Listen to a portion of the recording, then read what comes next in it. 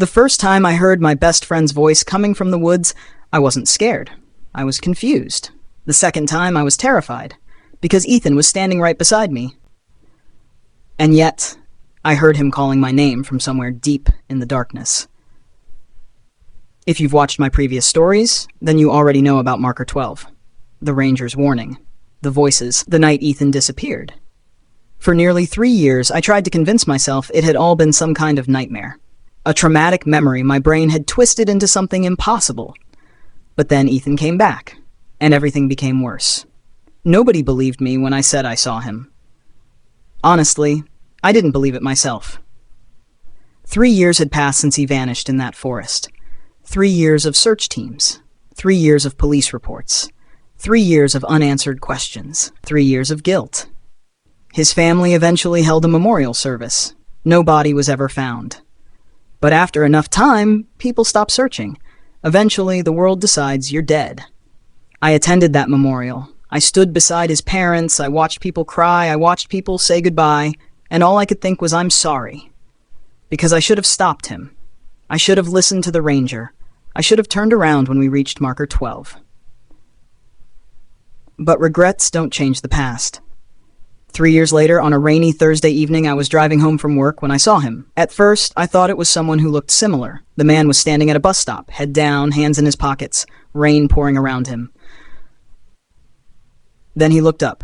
My heart stopped. Ethan. Exactly as I remembered him. Not older, not different, exactly the same. I nearly crashed my car. I slammed on the brakes, my hands shaking, my breathing uneven. I whispered it aloud. No, that's impossible. Cars honked behind me, people shouted, but I couldn't move, because Ethan was staring directly at me, and smiling. Not a happy smile. Not the smile I remembered. Something colder, something wrong.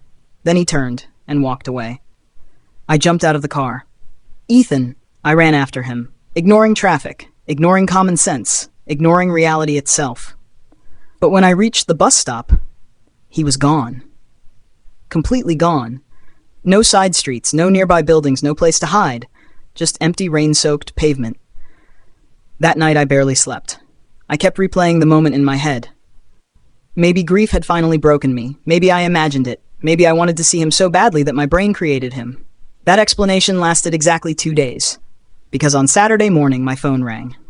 Unknown number. Normally I would have ignored it, but something told me to answer. Big mistake. I lifted the phone. Hello? Silence. Then breathing. Slow, steady. My stomach tightened. Hello? Then I heard a voice. A voice I hadn't heard in 3 years. Ryan. My blood ran cold. Ethan. It was Ethan. Not similar, not close, not almost. Exactly Ethan. I couldn't speak. My body refused. Tears filled my eyes instantly.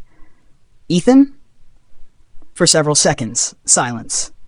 Then, don't come back. The call disconnected. I stared at the phone, frozen. What did that mean? Don't come back where? The forest? Marker 12? Or something else? I tried calling back. The number didn't exist, literally. The phone company later confirmed there had never been a registered number matching it. That's when the nightmares returned. Every night I dreamed of the forest. Every night I saw Ethan standing between the trees, watching, waiting.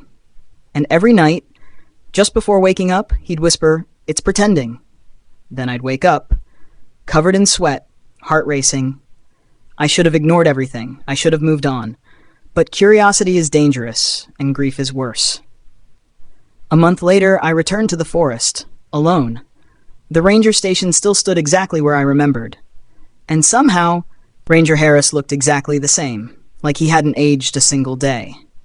When he saw me, his expression darkened immediately. "You came back." Not a question, a statement. I nodded. "Ethan." The old man's eyes closed.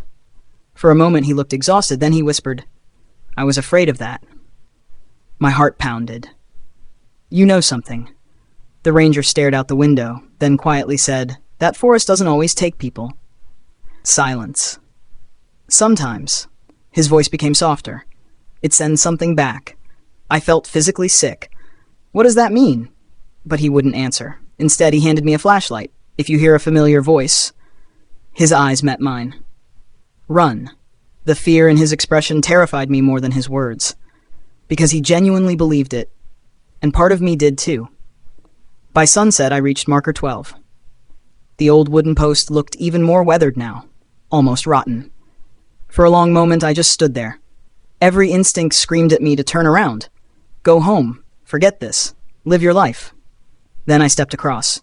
The forest immediately became silent. Exactly like before. No birds, no insects, no wind. Just silence and memories. Hours passed. Darkness slowly swallowed the woods. Then, crunch, a footstep. My entire body froze. Another. Crunch. Closer, slow, deliberate. I swung my flashlight around. Nothing. Just trees. Endless trees. Then I heard it. Ryan. My breath caught. Ethan. The voice came from somewhere ahead, deep in the forest. Ethan? I immediately regretted saying it. The ranger's warning echoed in my head. If you hear a familiar voice, run. Then another voice spoke. Ryan. I froze because this one came from my left at exactly the same time. Two Ethans. Two voices. Calling my name. Then a third behind me. Ryan. The flashlight nearly slipped from my hand. My heart felt like it would explode. The voices continued. Closer, closer, closer. Until suddenly, a hand grabbed my shoulder. I screamed, spinning around, and nearly collapsed, because Ethan was standing there, right beside me, solid, real, human. Or so I thought. His face looked normal.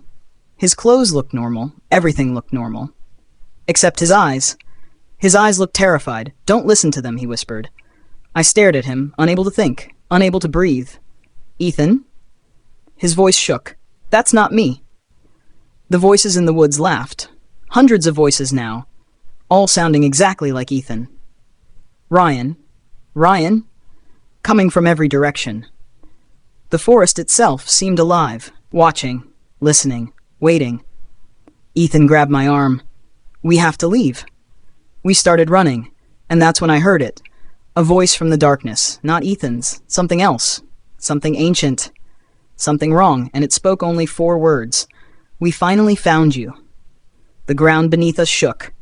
Branches snapped overhead, and somewhere deep in the forest, something enormous began moving toward us. Fast. Very fast. I looked back once. Only once, and what I saw still haunts me. Hundreds of pale faces staring from between the trees, all smiling, all wearing Ethan's face, all watching us run. And among them, one thing, much larger, much taller, something that had no face at all, only darkness. And it was gaining on us.